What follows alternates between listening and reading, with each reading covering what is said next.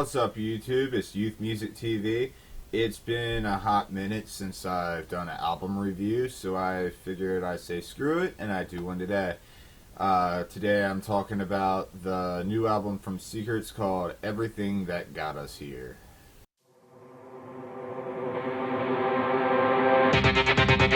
Secrets came about in 2012 with their debut, The Ascent, on Rise Records slash Velocity Records. And right off the bat, I was a huge fan. Definitely what caught my attention was vocalist Rodgers. And since the beginning of this band, I said he should have been more of the frontman of this band. And going through their second album, Fragile Figures, I said the same thing, which that album showcased his clean vocals even more. And then after the departure of their first scream vocalist, Xander, and then after the departure of their second one, Aaron Meltzer, which I was a huge fan of and thought he was a great fit for this band. Just how him and Richard Rodgers worked off of each other, I thought was really great, and it was just a great combo. But he decided to leave as well just a couple months ago, and yeah, Richard pretty much picked up the position of lead vocalist as he remained on guitar and made this band a four-piece when they got a new bassist and scream vocalist, Wade Walters. But what I've been hearing from a lot of comments and just overall, just all over the internet, is that people are really liking the new vocalist, Wade Walters. But I also see that some people don't know what he was previously in. He was in a band called The Will, The Way, which released one EP. And then last year he collaborated with Jordan Blake, which was previously in Watch Out There's Ghost and The Skylit Drive, for a band called Speak of the Devil, which they only released one song together called Change, which was a pretty decent song. So if you haven't heard that, go check it out. It's pretty good. But moving on to Everything That Got Us Here. The album definitely starts off on in my opinion, an awkward note with it's called intro, but it's an acapella, and it just is odd to start an album. I mean, they went out of their comfort zone and tried something new. I'll give them props for that, but it's just very, very odd sounding, and it just didn't really, go into the next song, which was Rise Up, which was the first single that they released a music video for. Which my opinions of this song are, it's overall a good track. I like the guitar work, but the lyrical content is just a bit cliche for me, and just rise up and go above and beyond, don't give up. And it's just that, I don't know, that cliche lyrical content that's used so much, but other than that, it's a good song. Moving on to my second favorite track of the album is Left Behind, which was officially the first song they released off of this album a few months back. Catchy ass chorus, it really showcases the new scream vocalist, Wade Walters, and it's just overall a good song, and will definitely be stuck in your head by the time you're done listening to it once. And you'll listen to it again and again and again, as I have. Anyway, the catchiness doesn't stop at Left Behind, though. It follows throughout the whole album, as with the next few songs.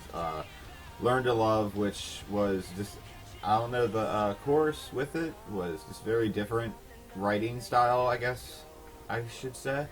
It was just very different from any other chorus that they've done. It was just very upbeat and almost poppy, but it still had the aggression with Wade Walters screaming in it.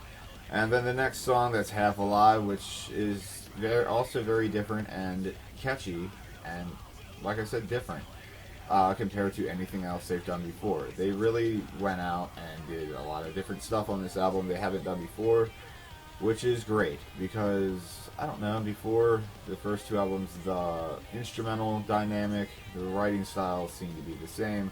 This one's mixes it up a bit. The Man That Never Was has to be probably the most energetic and heavier song on this record. Right off the bat with the energizing guitar in the beginning, and then just going full blown into the screams, and then back to Richard's catchy ass choruses. It never fails in any song. But this one is probably among my favorites as well, as is the next one called For What It's Worth, which is the poppiest song probably on this. There's absolutely no scream vocals in it.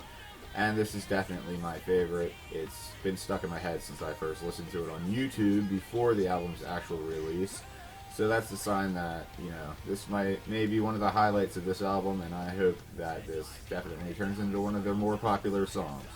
I think it will. The next three tend to hit on, you know, touchier subjects, as did For What It's Worth, which was about, you know, catching your love cheating on you, and all the lies that they tell to try and get out of it.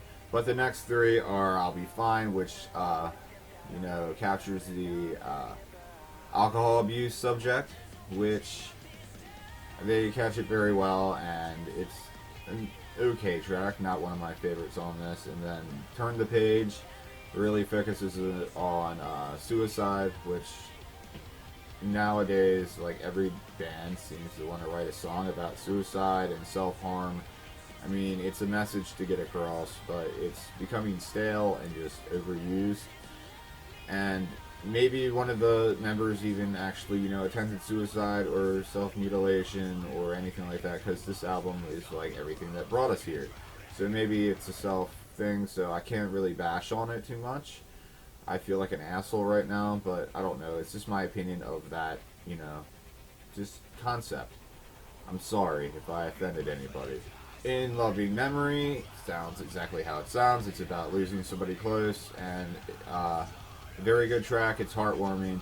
It's also one of the heavier songs on this record, which is kind of weird, being that have that subject and be one of the heavier songs. But very good song. My only criticism is the chorus just seems to be a bit repetitive, but oh well, I'll let it slide.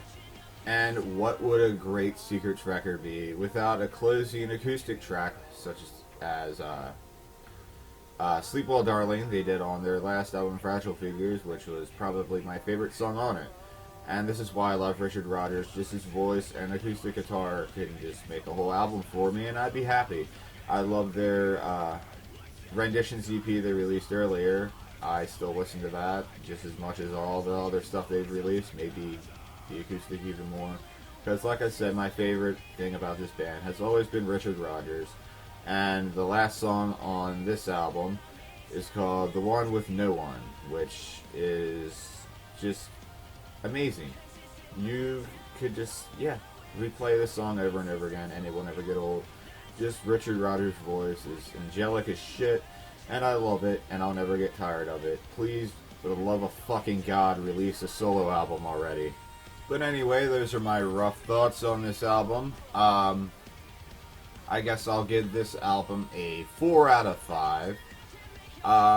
It is a very, very big step forward for the band. I like how they pretty much got rid of the whole frontman scream person and just moved to a 4-piece, and now it's just more of a solid band and shows how talented they really can be. I also love how Richard Rodgers stepped into the lead vocalist spot for this record. I hope it continues to be this way and they don't, get a bassist and then halfway move to being the frontman. I want it to stay like this because I think they're more of a solid band now. So because of their efforts and the writing style changing up a bit and moving to a 4-piece and just becoming all overall solid band, it's a 4 out of 5. If you guys haven't heard this record yet, I highly recommend you go pick it up. I'm going to leave links in the description to where you can go get it. And if you have heard it, let me know if you agree with me in the comments, or let me know if you disagree and tell me I fucking suck. I don't care. Hit that like and subscribe, or like I said, if you think I fucking suck, hit that dislike. I don't care. Yeah. Anyway, hope you enjoy the review, guys. I'm going to get back to doing other videos like our end of review, like I said on the page. I'm slacking. I'm sorry. The next one is about drummers, so all you drummers, stay tuned and hit that subscribe so you see the best drummers of 2015, in my opinion. Not, stating that they're the best and I don't give a fuck what anybody else says. No, it's my opinion. You want to state your opinion, you can go start your own YouTube channel and Facebook page and everything and do your own. I don't care. This is mine. So, yeah, anyway, I'm getting a little hostile. So I'm going to go. Thanks for watching.